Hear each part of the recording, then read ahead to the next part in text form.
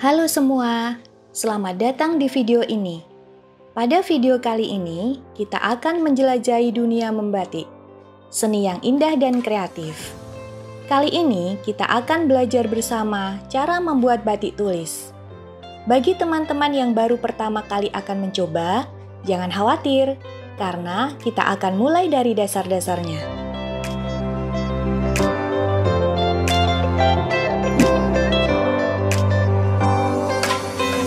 Sebelum kita mulai membatik, langkah pertama, kita akan mendesain pola batik terlebih dahulu. Ada beberapa peralatan dan bahan yang perlu kita siapkan untuk menggambar desain. Pertama, kertas gambar atau kertas HVS. Kedua, pensil. Dan yang ketiga, kain putih atau kain mori. Langkah-langkah dalam mendesain pola batik adalah: kalian bisa mendesain pola batik menggunakan pensil sesuai dengan kreativitas kalian masing-masing. Kalian bisa menebalkan gambar dengan drawing pen agar terlihat lebih jelas. Setelah selesai menggambar, ambil kain putih polos yang akan digunakan untuk membatik. Lalu, kain tersebut ditaruh di atas gambar. Jiplak sesuai dengan pola yang kita buat. Menjiplak adalah proses memindahkan pola dari kertas ke kain. Langkah kedua adalah proses pembatikan. Alat dan bahan yang digunakan dalam proses pembatikan adalah: 1. Kain mori yang sudah diberi gambar motif. 2. Kompor. 3. Wajan. 4. Canting. 5. Lilin atau malam. Langkah yang dilakukan dalam proses pembatikan ini adalah: panaskan lilin hingga meleleh. Ambil lilin dengan menggunakan canting.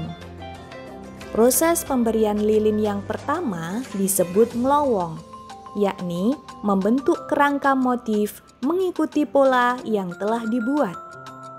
Tujuan dari ngelowong adalah untuk membentuk pola dasar yang akan kita gunakan sebagai motif batik yang telah kita buat. Pembuatan batik tulis memerlukan ketelitian, ketenangan, dan konsentrasi karena goresan lilin harus ngawat atau jelas. Setelah selesai ngelowong, langkah selanjutnya adalah ngiseni, yaitu memberikan isen-isen, atau bahasa Indonesianya adalah isian.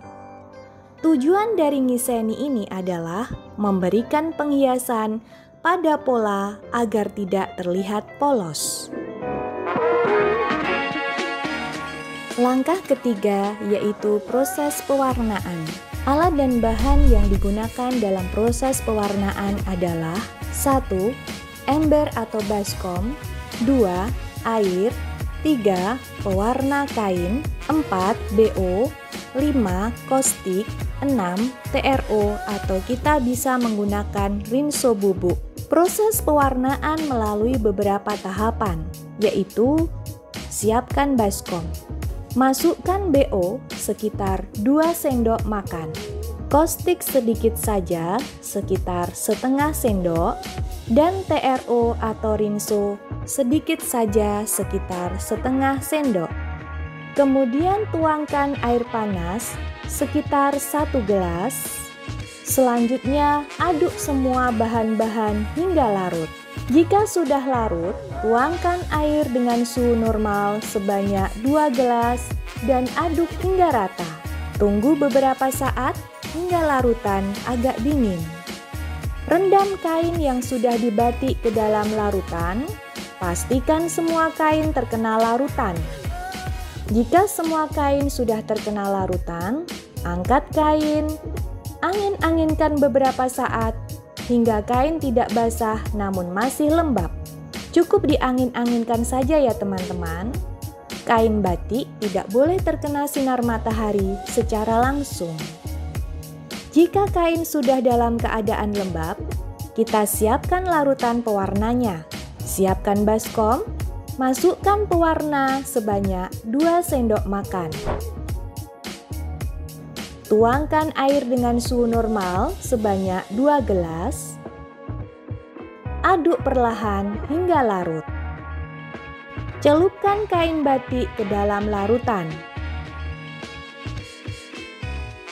Pastikan semua bagian kain tercelup ke dalam larutan pewarna secara merata. Jika dirasa warna sudah rata, angkat kain dan angin-anginkan kembali.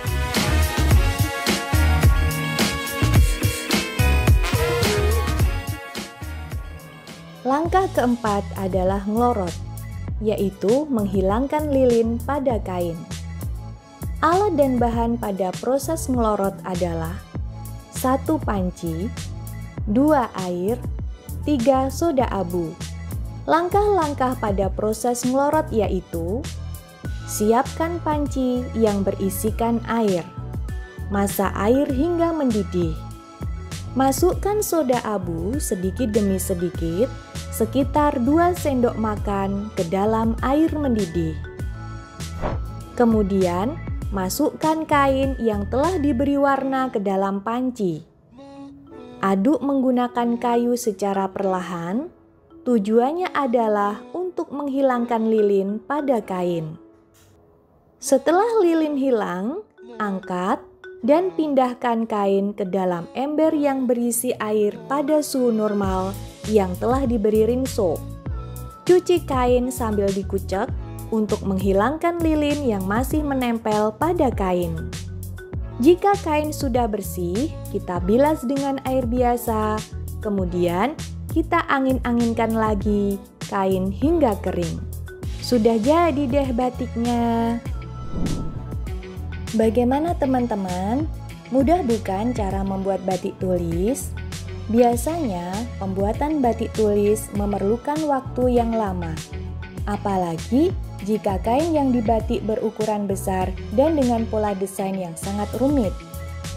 Namun, seiring berkembangnya teknologi, saat ini sudah ada mesin pembuatan batik yang bisa mempermudah proses pembatikan. Namanya adalah mesin batik Butimo. Mesin ini dikembangkan oleh Bapak Andi Sudiarso, yakni pemilik CV Batik Teknologi Indonesia yang beralamatkan di Kabrokan Wetan, RT 1, Sendang Sari, Pajangan, Bantul. Dengan hadirnya mesin ini, proses pembatikan tentu lebih efektif dan efisien, namun tetap tidak menghilangkan ciri khas batik tulis. Hal ini karena meskipun batik digambar dengan mesin, akan tetapi proses ngiseni masih dilakukan dengan cara manual. Nah, teman-teman, demikian video cara membuat batik tulis. Selamat berkarya ya!